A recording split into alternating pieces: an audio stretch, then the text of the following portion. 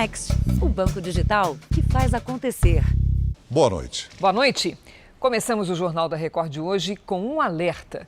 Durante o período da pandemia, o consumo de pornografia infantil cresceu 70%. E para tentar inibir esse crime, uma operação policial prendeu hoje 30 suspeitos de compartilhar esse tipo de conteúdo. Às 6 da manhã, de forma simultânea para evitar o vazamento de informações, as equipes começaram a entrar nas casas dos suspeitos. Mais de 400 policiais participaram da operação. Mandados de prisão e de busca e apreensão foram cumpridos em 27 municípios de São Paulo, 2 no Rio de Janeiro e outros 2 em Minas Gerais.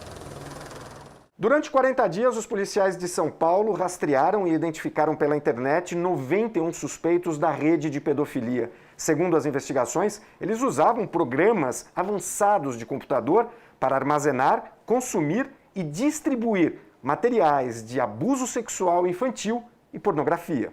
Você tem que olhar algumas coisas que são assim abjetas, que é inominável e é indesculpável, não tem o que falar. Além de prender os suspeitos, os agentes focaram em encontrar as principais ferramentas usadas nesse tipo de crime, os computadores. As pessoas presas, nós conseguimos os rastrear porque nós verificamos o momento quando eles estavam baixando esse tipo de conteúdo. Muitas das casas que foram submetidas à busca e apreensão na manhã de hoje, os computadores estavam ligados no momento da busca. Os computadores estavam baixando esse tipo de conteúdo. Segundo o Ministério Público, foi identificado um aumento de 70% no consumo de pedofilia cibernética durante a pandemia. Se condenadas, as pessoas presas hoje podem pegar cerca de 15 anos de prisão. As investigações tentam descobrir agora se os suspeitos também participavam da produção dos vídeos. Há necessidade, sim, que a sociedade, de uma maneira geral, se una aos esforços da polícia e do Ministério Público para que nós possamos combater efetivamente esses tipos de abuso. Veja agora outros destaques do dia. Réus da tragédia na Boate Kiss são condenados pela morte de 242 pessoas. Penas variam de 18 a 22 anos e meio, mas não são presos graças a habeas corpus preventivo. Hackers invadem o site do Ministério da Saúde e cobrança de comprovante de vacinação é adiada. Inflação de novembro é a maior para o mês em 6 anos. 350 entidades pedem o impeachment do ministro da Economia, Paulo Guedes. Chuvas provocam mortes e deixam desabrigados em Minas e na Bahia. E a profissão que passa de pai para filho e surpreende a cada pescaria em alto mar.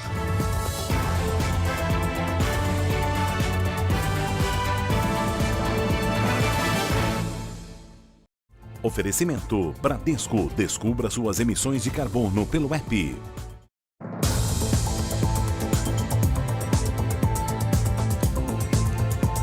No Rio de Janeiro, o Ministério Público e a Polícia Rodoviária Federal fizeram uma operação para combater fraudes no transporte de combustíveis. Dos 29 denunciados, 8 foram presos, incluindo o assessor de um deputado estadual. No alvo da força-tarefa, uma quadrilha especializada em sonegar combustível. A operação contou com homens da Polícia Rodoviária Federal e promotores de justiça. Dos 29 denunciados, 8 foram presos. Entre eles, um assessor de um deputado estadual do Rio e um policial militar. Todos envolvidos em um esquema de compra de etanol em outros estados, revendido no Rio de Janeiro, com preço abaixo do mercado.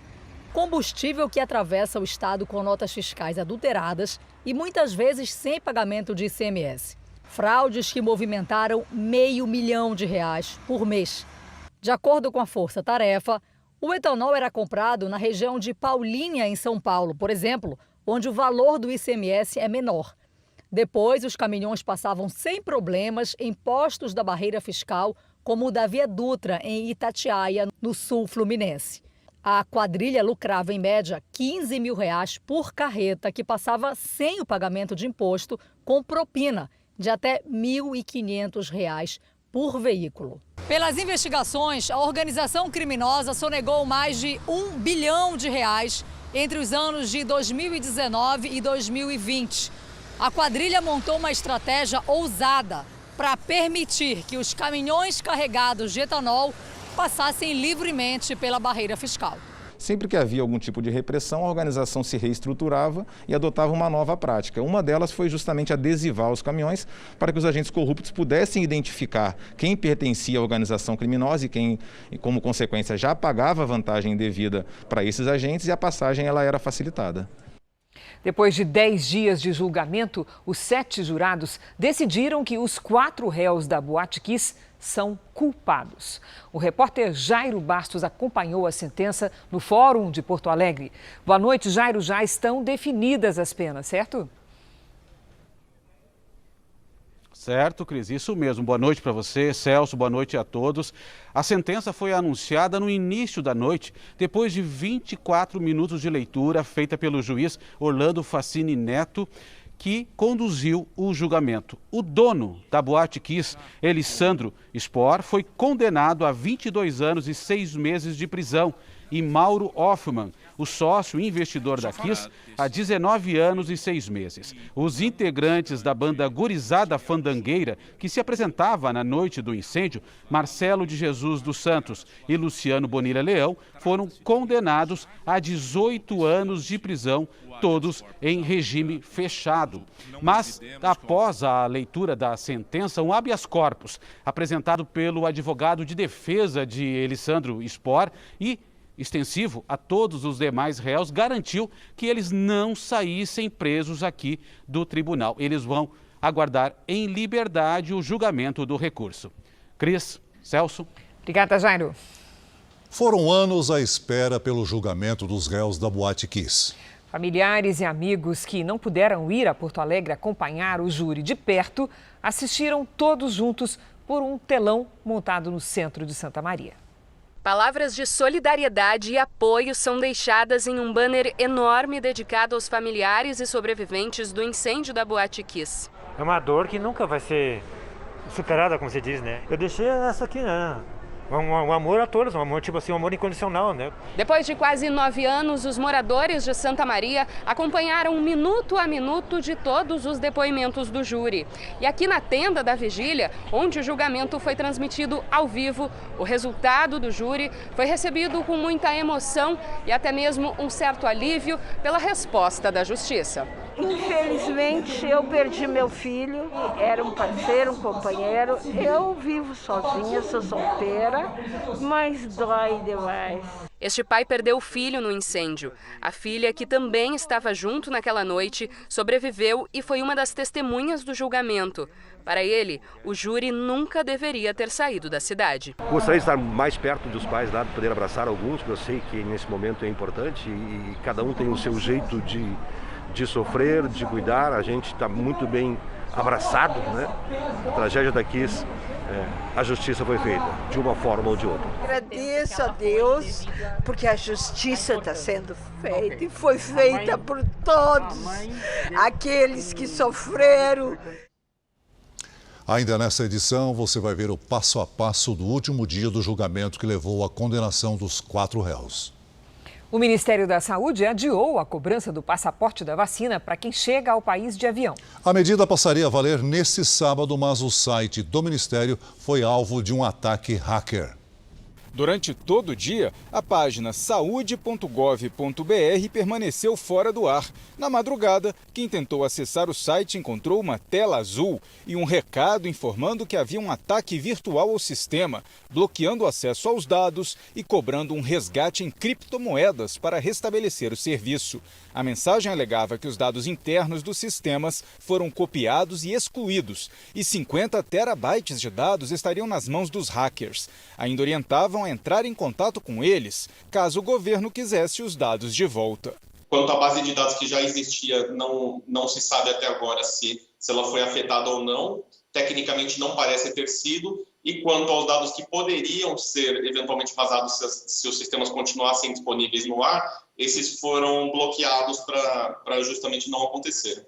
O aplicativo Conect SUS permaneceu em funcionamento, mas sem mostrar as vacinas tomadas e o certificado de vacinação contra a Covid-19. Por causa do ataque ao sistema, o Ministério da Saúde decidiu adiar por mais uma semana a exigência da apresentação do certificado de vacina para os viajantes que chegam ao Brasil pelos aeroportos. Agora a cobrança do documento só começa a valer no outro sábado, dia 18. Eventualmente tem alguém que já esteja no exterior e esse alguém que já esteja no exterior não teria possibilidade, por exemplo, de conseguir resgatar esse certificado. Então, para não prejudicar o brasileiro que já está no exterior, foi uma medida de precaução a estender por mais 7 dias essa vigência da portaria. A gente sabe que já tem muita gente em viagem, então o objetivo é não prejudicar quem já está em viagem. A Polícia Federal e o Gabinete de Segurança Institucional da Presidência da República investigam o ataque. Em nota, a PF informou que as primeiras análises periciais nos bancos de dados do Ministério mostram que eles não foram acessados pelos hackers. Cumprindo a agenda fora de Brasília, o ministro da Saúde, Marcelo Queiroga, afirmou que o ataque não representa prejuízo para o esquema de vacinação contra a Covid-19. Isso é uma atitude criminosa, né, de um hacker que invade a estrutura de informática do Ministério da Saúde, causando prejuízos para o Ministério da Saúde e para a sociedade brasileira de uma maneira geral. Isso é uma coisa que é feita até fora do nosso país, né? Como nós sabemos, os dados eles estão em segurança e eles serão disponibilizados e não trarão nenhum prejuízo ao enfrentamento da pandemia da Covid-19. É possível ter acesso às informações do Ministério da Saúde pelo endereço www.gov.br/saúde. Por meio do Itamaraty, o governo vai comunicar aos países que recebem voos do Brasil sobre o ataque ao sistema do Ministério da Saúde. Explicar que, por isso, pode haver problema na apresentação do comprovante digital de vacinação e solicitar que seja aceita a carteira de vacinação de papel dos viajantes. Já o governo de São Paulo entrou com pedido no Supremo Tribunal Federal para que o passaporte vacinal seja exigido dos estrangeiros que desembarcam no Brasil. 2 semanas após a Organização Mundial de Saúde anunciar a descoberta da variante Ômicron, os casos na África do Sul dispararam. Mas as informações disponíveis continuam a indicar que a nova cepa produz versões mais leves da Covid. O país sul-africano registrou uma alta de 255% nas infecções por Covid-19. Por outro lado, a quantidade de casos graves é inferior às ondas anteriores. Os dados levam a crer que a mutação causa sintomas mais leves que outras variantes. Apesar da boa notícia, a disseminação da cepa preocupa. Por isso, a partir de hoje, o uso de máscaras em locais fechados voltou a ser exigido no Reino Unido. A Alemanha aprovou a vacinação obrigatória para profissionais de saúde. E Israel prorrogou por mais 10 dias as restrições, entre elas o fechamento das fronteiras. Nos Estados Unidos, a nova mutação já está presente em metade dos estados. Nos Estados Unidos, a inflação no acumulado de 12 meses atingiu o maior nível em quase 4 décadas. E esse resultado impacta a economia mundial. Essa é a realidade. Fila em postos onde os combustíveis estão centavos mais baratos. Os americanos estão habituados a uma inflação mais controlada, mas neste momento qualquer economia é bem-vinda. Desde 1982, os Estados Unidos não enfrentavam um índice de inflação tão alto. Houve aumento de 6,8% nos últimos 12 meses. Em outubro, a taxa já havia chegado a 6,2% na comparação com o mesmo mês do ano passado. Para os especialistas, a alta no índice é provocada pela interrupção no fornecimento de insumos, junto com um aquecimento na procura por produtos. Com mais pessoas querendo comprar, mas menos produtos para vender, o preço costuma subir. Aqui nos Estados Unidos, a indústria se esforça para produzir como antes e sofre com a falta de trabalhadores. Uma pesquisa mostrou que 47% das empresas do país enfrentam dificuldades na contratação de mão de obra.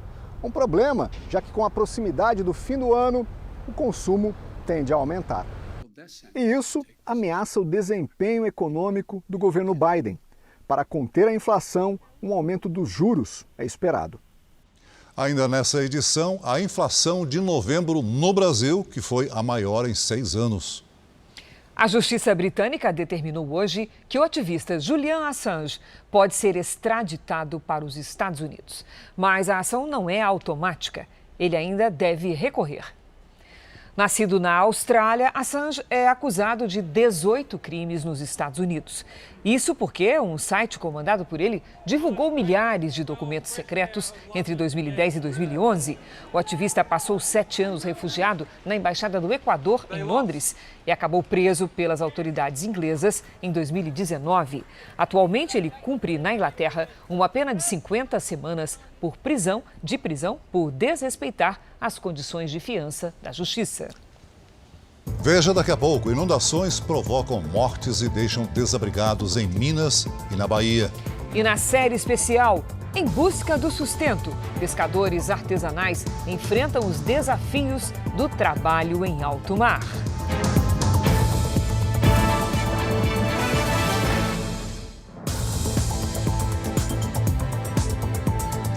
O presidente Bolsonaro participou hoje da cúpula da democracia promovida pelo presidente americano Joe Biden. Em um vídeo gravado para o evento, Bolsonaro defendeu o direito de todos se expressarem e serem ouvidos.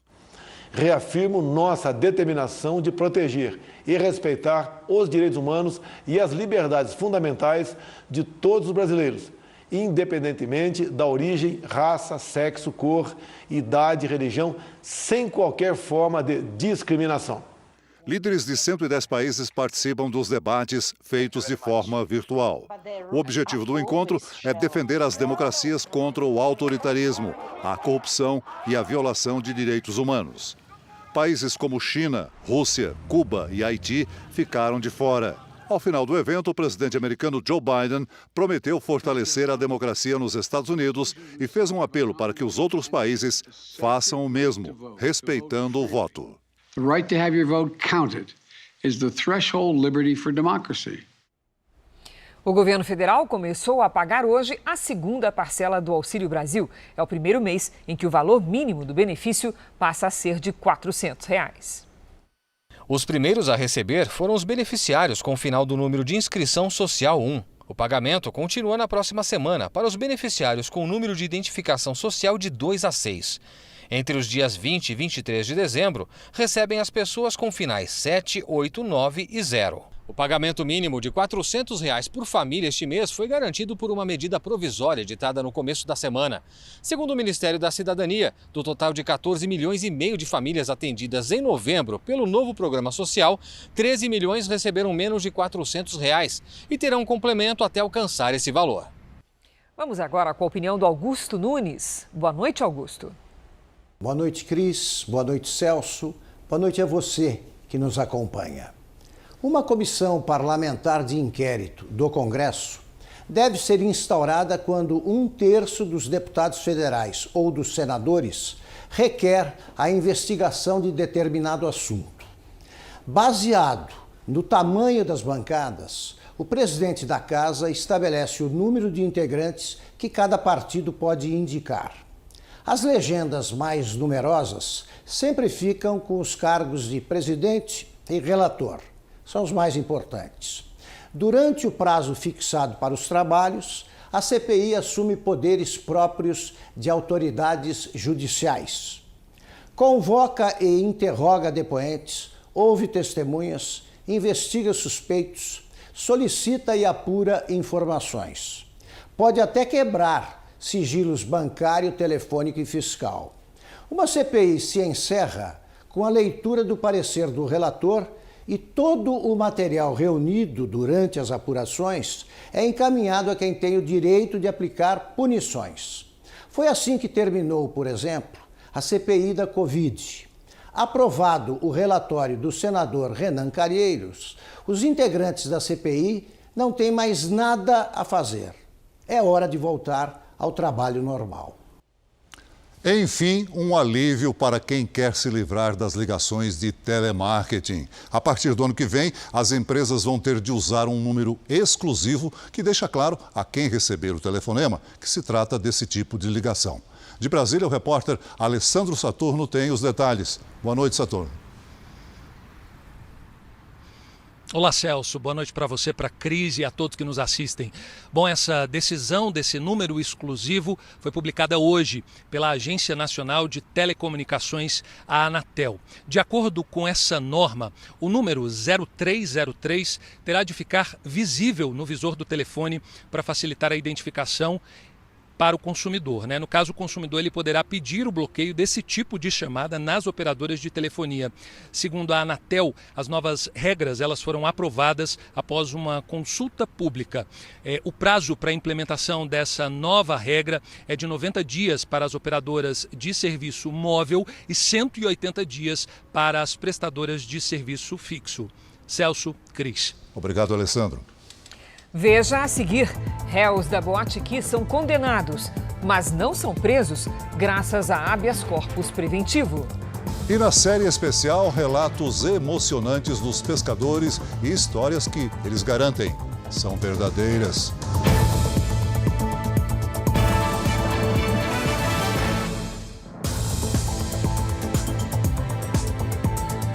A passagem de um ciclone subtropical pelo Oceano Atlântico provocou fortes chuvas no sul da Bahia. O governo decretou o estado de calamidade em 24 municípios. Ilhéus não recebia um volume de chuva tão grande desde 2008.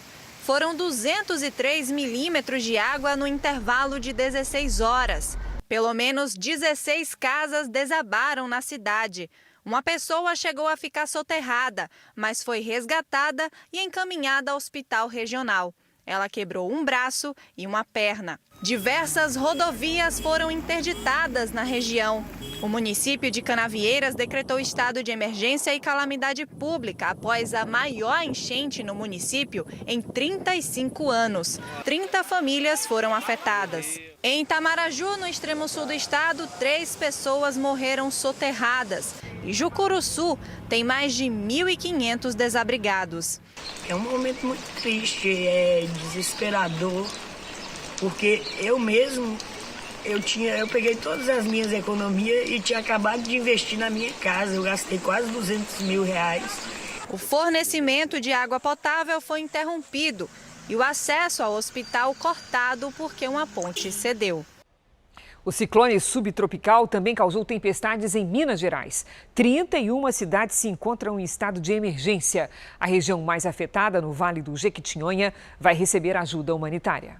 A região que se acostumou a lutar contra a seca está há dias debaixo d'água. A chuva deu uma trégua e os rios que transbordaram começam a voltar ao normal. Mas ainda há muita destruição nas cidades dos vales do Mucuri e do Jequitinhonha. Estamos precisando de ajuda, não só a minha família, mas todos os meus vizinhos aqui. Em Santa Maria do Salto, nem deu tempo da prefeitura estrear a frota. Carros novos que recebeu do estado e para o município. Em Machacalis, grávidas e pacientes ilhados são levados de helicóptero para o hospital. Em Palmópolis, a enxurrada arrastou carros e derrubou casas. Temos mais de 600 desabrigados e desalojados no nosso município. Estamos trabalhando firme para que o mais normal possível se restabeleça o quanto antes. 14 pontes caíram, uma delas na divisa com a Bahia. Como é que amanheceu aí hoje, ó? A travessa que atravessa para a Bahia aqui, de Umburatiba. Aqui é a ponte, onde é que atravessa para ir para Vila Montum, Medeiros Neto. Tampou tudo, ó. O caminho alagado obrigou a família a pôr o caixão no ombro para não perder o enterro. Até para ajudar vai ser difícil. Segundo o Corpo de Bombeiros, o acesso a muitas cidades só é possível de helicóptero ou caminhonete. Ainda não há informação de quantos imóveis e quilômetros de estradas terão que ser reconstruídos para que a vida volte ao normal na região mais pobre de Minas Gerais. É uma situação de melhora em relação ao tempo e estamos já partindo para ações de assistência. Então, nós estamos já chegando nas comunidades que estão isoladas, já fazemos o mapeamento de situação de assistência em relação à água, colchão, esse trabalho. Ainda hoje no Jornal da Record, as informações da previsão do tempo. A inflação de novembro é a maior para o mês desde 2015. No ano, a alta dos preços para o consumidor chega a quase 10%. E o maior vilão é o combustível. A cada vez que o carro do Gabriel para no posto, ele sente a carteira mais leve. Eu vou abastecer aqui, R$100 é o quê? Mal dá 20 litros pelo preço que eu vi aqui. O aumento nos combustíveis, mais uma vez, foi o vilão da inflação no Brasil no mês de novembro. Em um ano, o preço da gasolina subiu mais de 50% e o do etanol quase 70%. São tantas mudanças que muitos postos deixam de atualizar a tabela de preços. Na casa da Vanessa, 1/3 da renda de toda a família é para pagar combustível. Se você precisa do veículo para trabalho, é sua ferramenta de trabalho, você tem que usar. A inflação de novembro fechou em 0,95%. É o maior índice para o mês desde 2015. No ano, a alta nos preços chega a quase 10%.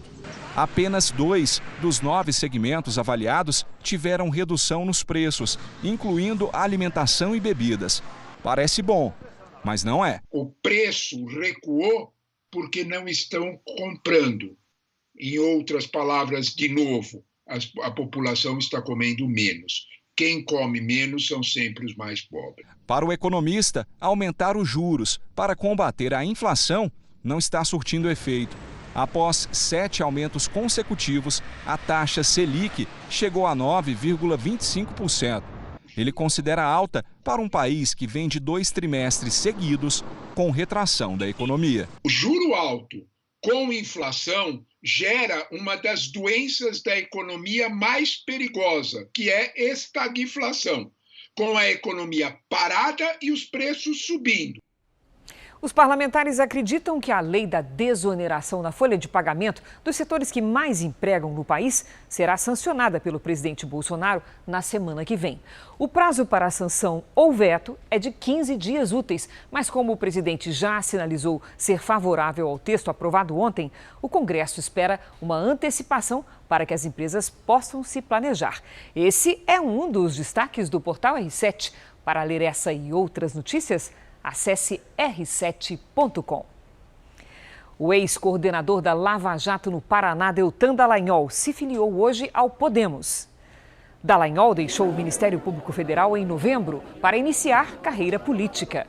Na cerimônia de filiação, o ex-procurador não informou qual cargo pretende disputar em 2022. A expectativa é que ele seja candidato a deputado federal. Na Austrália, um incêndio florestal atingiu uma região turística e obrigou dezenas de pessoas a deixarem as próprias casas. O fogo foi na cidade de Margaret River, frequentado por surfistas. As chamas já consumiram uma área equivalente a 6.000 campos de futebol. Várias estradas foram fechadas. A densa coluna de fumaça pôde ser vista a quilômetros de distância. A causa do incêndio ainda é investigada. Na Itália, um padre que desviou dinheiro da igreja para gastar em festas e no consumo de drogas foi condenado. Francesco Spagnese, de 40 anos, conhecido como padre traficante, havia sido preso em setembro e aguardava a sentença. Ele foi condenado a 3 anos e 8 meses de prisão e vai cumprir pena no serviço social, com permanência em comunidade terapêutica para tratar uma dependência química.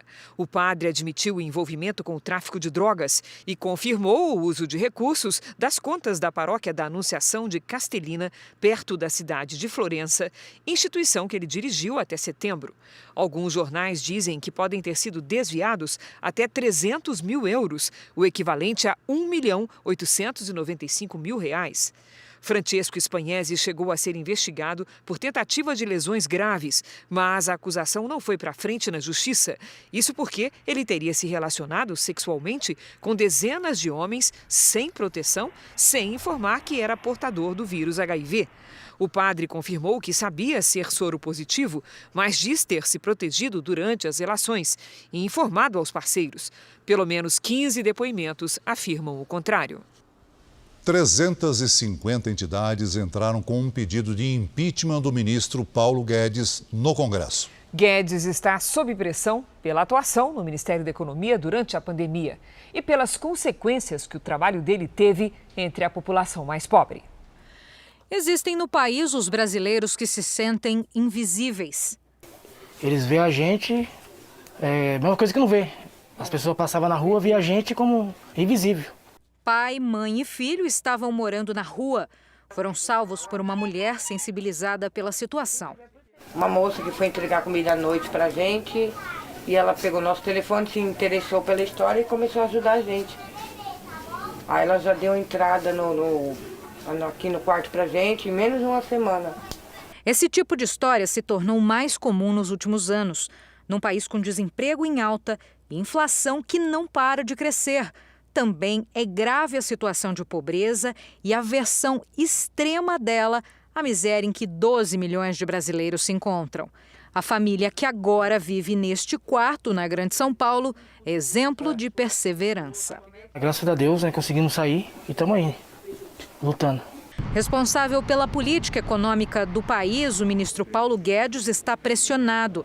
Nesta semana, ele se tornou alvo de um pedido de impeachment apresentado por um grupo de 350 entidades na Câmara dos Deputados. A alegação é que Paulo Guedes cometeu crime de responsabilidade durante a gestão da pandemia.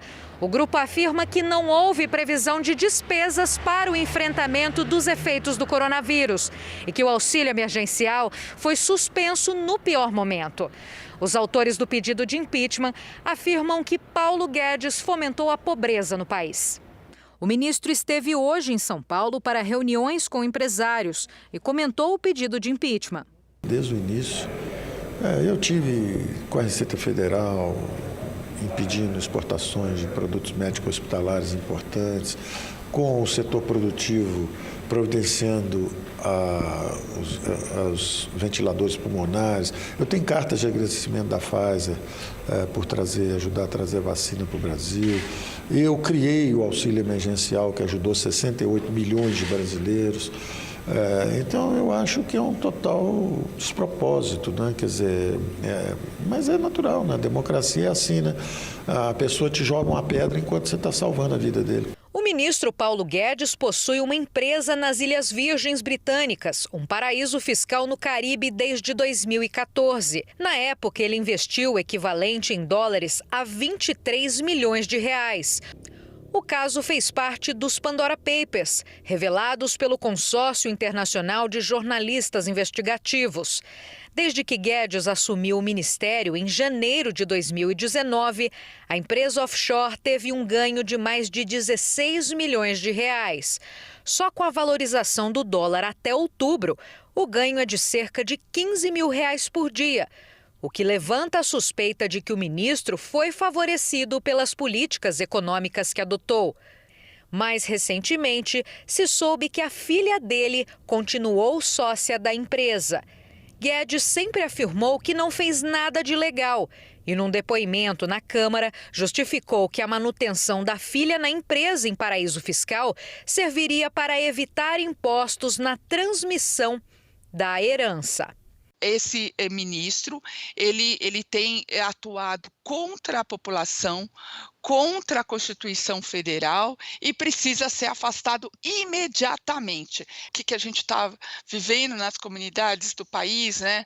Essa situação das crianças com fome, o desespero, né? A miséria, isso é o que a gente está vivendo, né? A fome, a miséria, o desespero. E isso a gente precisa interromper esse ciclo dessa política econômica que está sendo decisiva para esse quadro.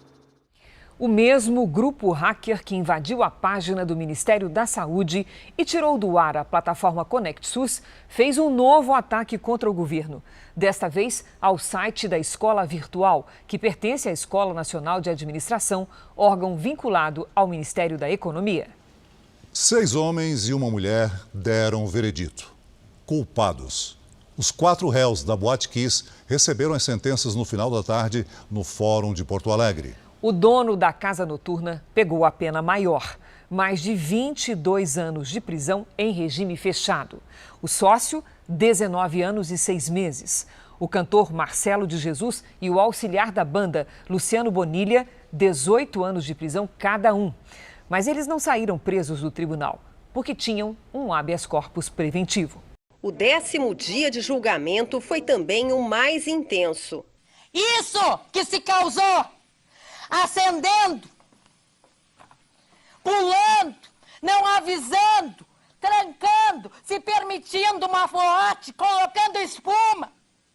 É isso que se gerou. É isso que se causou, se assumiu o risco, se matou, 242 inocentes. Os senhores acham sinceramente que o Marcelo ia entrar, imaginar, ia não ia pensar, ia sonhar que ele ia cometer aquela atrocidade? Pena que os senhores, eu não desejo isso pra ninguém, mas não tinha que ter visto uma foto, tinha que ter visto todas as fotos. Todas as fotos. Porque daí os senhores entenderiam muito mais a fatalidade que foi aquilo. Durante 2 horas, o Ministério Público e a assistência de acusação apontaram os erros que levaram à tragédia, como a falta de extintores, a superlotação e a colocação da espuma que liberou a fumaça tóxica. Não havia sinalização que dissesse por onde deveriam invadirem-se em caso de um acidente, de um incidente. Foi colocada uma barreira de ferro para afunilar a saída, para que se pudesse cobrar o que cada um gastou dentro da boate. Os advogados dos 4 réus também tiveram 30 minutos cada para a tréplica. A advogada do ex-vocalista Marcelo de Jesus dos Santos foi a primeira a falar. Absolvam o Marcelo. Absolvam, para que o Marcelo possa, sim, voltar, pelo menos a ter um pouquinho de vida. Porque o Marcelo nunca vai ser mais o Marcelo Jesus dos Santos. O Marcelo vai ser o Marcelo da Kiss. A defesa de Mauro Hoffman, um dos sócios da Kiss, argumentou que o cliente era apenas um investidor. Eu não queria um elemento de prova, meio elemento de prova. Traz aqui um documento que foi dito em juízo, que o Mauro deu essa decisão, que o Mauro participou da implantação das espumas, que o Mauro participou na anuência do fogo na Kiss naquele dia. O advogado do produtor de palco Luciano Bonilha Leão buscou convencer os jurados de que não houve dolo eventual, quando a pessoa, mesmo sem intenção, assume o risco de matar. Sai de lá com 242 mortes. Luciano, eu peço para vocês não condenem o meu amigo. Vocês acham que esse hold que a morte de 242 pessoas, seus amigos, e todos aqui são vítimas também? O advogado de Alessandro Sport, dono da Kiss, questionou a responsabilização dos 4 réus. Acesso às descargas, a iluminação de obstáculos, a de chão, a porta de descarga no seu cálculo, a porta intermediária, os obstáculos dos guarda-corpos, a saída de luz. Eles disseram o seguinte, que isso tudo passou pelos bombeiros. Eles disseram que isso tudo passou pelos bombeiros. E sabe o que a polícia disse? Que eles deveriam ser processados por homicídios dolosos juntamente com os donos da casa. Puxa, mas não é isso que eu estou dizendo? A polícia disse isso. Tá lá, ó. Fica claro e evidente que a omissão na adequada e correta fiscalização por parte dos investigados. Olha lá. Depois de pouco mais de 1 hora na sala secreta, os jurados decidiram que os 4 réus eram culpados e o juiz passou a ler a sentença. Descreveu de forma grave o que aconteceu na Boate Kiss. O horror. Falou do sentimento dos pais com um poema de Chico Buarque. Pedaço de mim, metade arrancada de mim, que saudade é revés de um parto, saudade é arrumar o quarto do filho que já morreu. O juiz citou um cálculo do número de anos perdidos pelas vítimas, na média jovens na casa dos 20 anos. Daniela Arbex, no ponto, indica tratar-se de mais de 9.000 anos potenciais de vida perdidos, considerando essa expectativa de vida do brasileiro. E, por fim, leu as sentenças de cada um dos responsáveis pelas 242 mortes e mais de 600 feridos. Portanto, em síntese, os réus estão condenados e a pena definitiva de cada um deles é 22 anos e 6 meses de reclusão para Elissandro, 19 anos e 6 meses de reclusão para Mauro, Marcelo e Luciano, 18 anos de reclusão. Eu estou decretando a prisão dos 4. Que não se repita em outros lugares, que outros pais não sofram, que a gente está sofrendo. As sentenças deveriam ser cumpridas imediatamente, em regime fechado. Mas um dos réus apresentou um habeas corpus preventivo e a execução foi suspensa. Eles saíram do fórum pela porta da frente. Abala, mas eu tenho certeza que eles vão ser presos. Vamos com a previsão do tempo? Nós vimos agora há pouco os estragos causados pela chuva em Minas e na Bahia. Agora existe previsão de tempestades também para a região sul. Vamos conversar com a Mariana Bispo. Boa noite, Mari. Até quando vão esses alertas de temporais pelo país? Até essa sexta-feira. Cris, boa noite para você, Celso, e a todo mundo. A previsão, então, são de tempestades na costa da região sul. Pelas imagens de satélite, a gente consegue observar essa grande quantidade de nuvens no oceano, que é justamente a tempestade subtropical. Em toda a costa da região sul e no litoral de São Paulo, tem alerta para fortes ventanias, com rajadas de até 90 km por hora, e tem ressaca também, com ondas de até 2,5 metros. Mesmo com a chance de ventos fortes, não deve chover nessas áreas mais claras aqui do mapa, que pega a maior parte do sul e também do nordeste. Do Espírito Santo até Roraima, sol e pancadas isoladas a qualquer hora do dia. Nos estados da Bahia e Minas Gerais, que sofrem bastante, com as fortes chuvas dos últimos dias, e no Tocantins também a quantidade de água vai ser menor. Mas, como o solo está encharcado, ainda há risco para deslizamentos. As máximas ficam assim: em Curitiba faz 30 graus amanhã, no Rio de Janeiro 33 graus, em Cuiabá 34, em Aracaju 31, em Teresina 35 e em Manaus 32 graus. Aqui em São Paulo, sábado vai ser de sol e calor, faz 31 graus amanhã. No domingo à tarde pode chover, mas esquenta, viu? Faz 33 graus. Na segunda, risco de temporais e na terça-feira pode chover a qualquer hora do dia. Celso.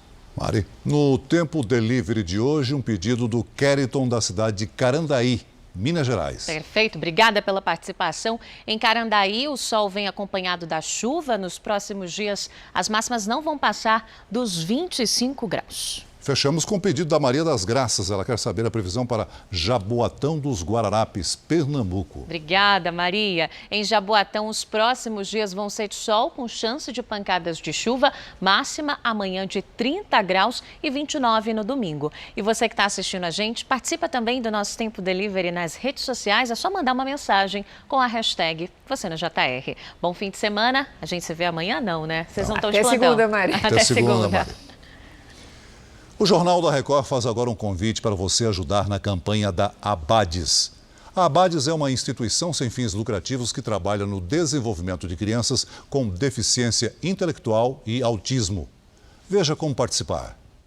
Quem quiser ajudar pode entrar nessa corrente do bem e doar o valor que puder. É só ligar 0500 508 0707 para doar R$ 7. 0500 508 0720 para doar R$ 20. 0500 508 0740 para doar R$ 40. Ou você pode doar qualquer outro valor através do Pix. doe@abades.org.br. Se preferir, aponte o seu celular para esse QR Code e você vai ser direcionado para a doação. Ajude a Abades a construir uma sociedade mais inclusiva. Abrace essa causa. Abrace a Abades. Para os pescadores artesanais, o mar é um desafio. Um lugar de onde se tira o sustento, mas que também pode trazer risco de vida. No último episódio da nossa série especial, você vai ver relatos emocionantes e histórias de pescador que até parecem mentira.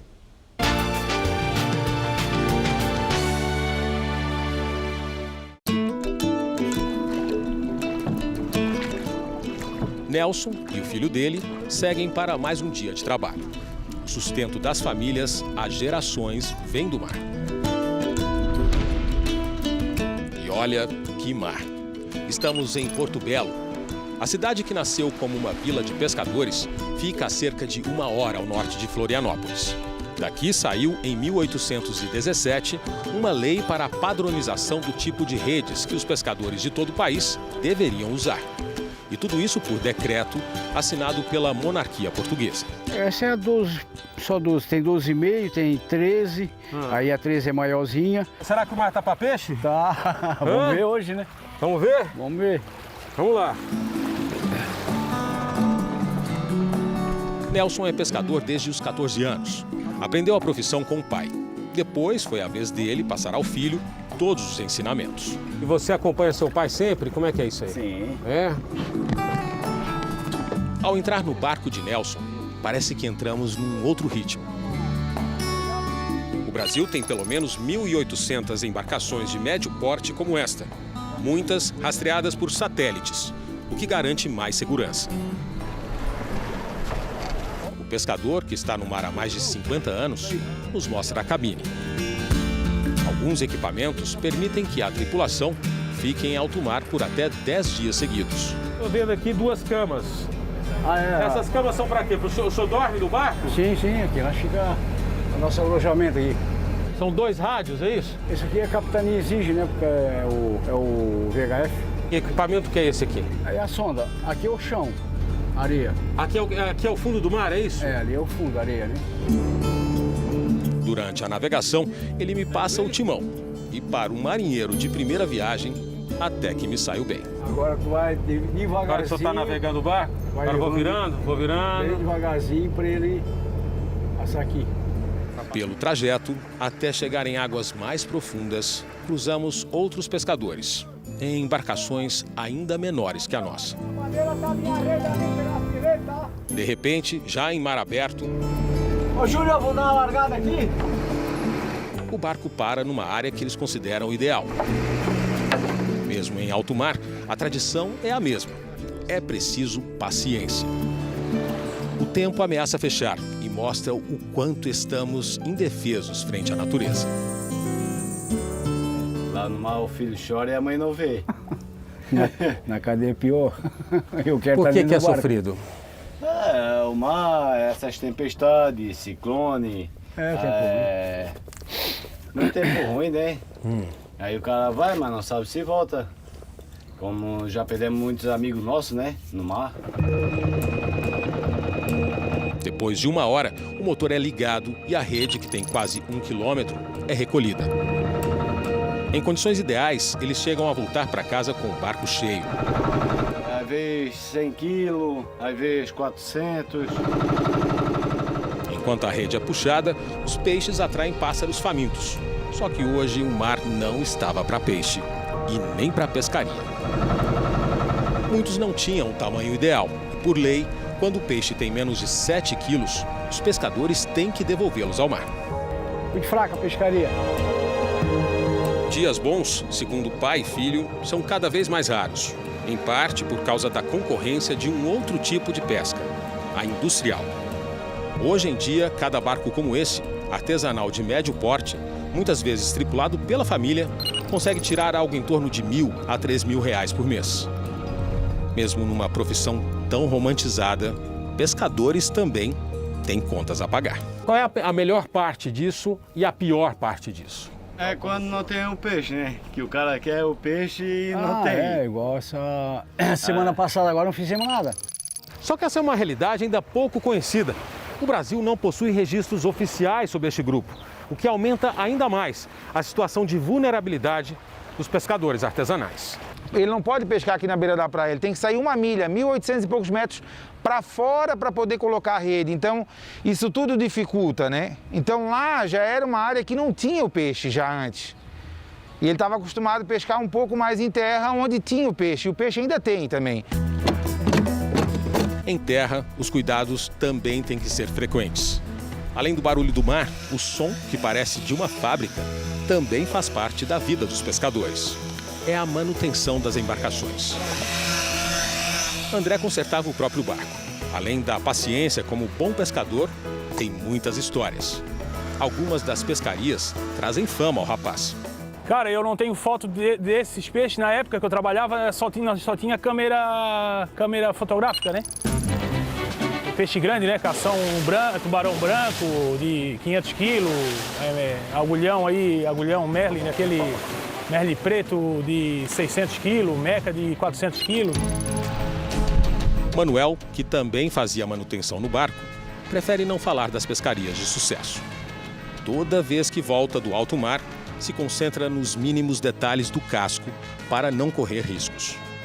Ele tem 56 anos e mais de 40 na pesca. Para ele, a vida em alto mar envolve muitos perigos e incertezas. Mesmo assim, a pescaria e o mar, no caso dele, parecem hipnotizar. O cara quer sair, mas enquanto o cara puder parar em pé, o cara não sai do barco. Nós agora, nesse barco que eu trabalho lá, nós tivemos que mandar um velhinho de 69 anos para casa, que não se aguentava mais em pé. Aí ele disse, eu vou para casa e não me sinto bem em casa. Eu passo aí fora aí, ó, um mês sem vir em casa. Quando venho em casa, eu chego sempre numa sexta, fico sábado, domingo, segunda-feira, eu estou dentro do barco de novo. Manuel diz que a única vez que ficou mais de 5 dias sem colocar o pé na água salgada foi depois de perder um amigo em alto mar. Não me sai da cabeça, não. Uma pessoa muito boa, pessoa querida, amigo. Qualquer coisa que pedisse para ele, não dizia não para ninguém, cara. O corpo do rapaz só foi encontrado dias depois. Manuel conta que o amigo estava sozinho e morreu por estar sobrecarregado de trabalho. Se aconteceu porque ele não teve dinheiro para ter um tripulante, para manter o tripulante com ele, para sustentar a família dele. Com muita beleza, mas também riscos. Por aqui, alguns apostam. A geração de André é a última a se dedicar integralmente à pesca artesanal em Porto Belo. Isso porque os encantos da vila atraem cada vez mais turistas e os pesqueiros vêm se transformando em barcos de passeio. Seguir o caminho dessa tradição talvez venha a ser, no futuro, só mais uma história de pescador. O Jornal da Record termina aqui. A edição de hoje na íntegra e também a nossa versão em podcast estão no Play Plus e em todas as nossas plataformas digitais. E à 00:30 tem mais Jornal da Record. Fique agora com a Bíblia. Episódio de hoje, Aliança com Deus. Boa noite, ótimo final de semana para você. Boa noite.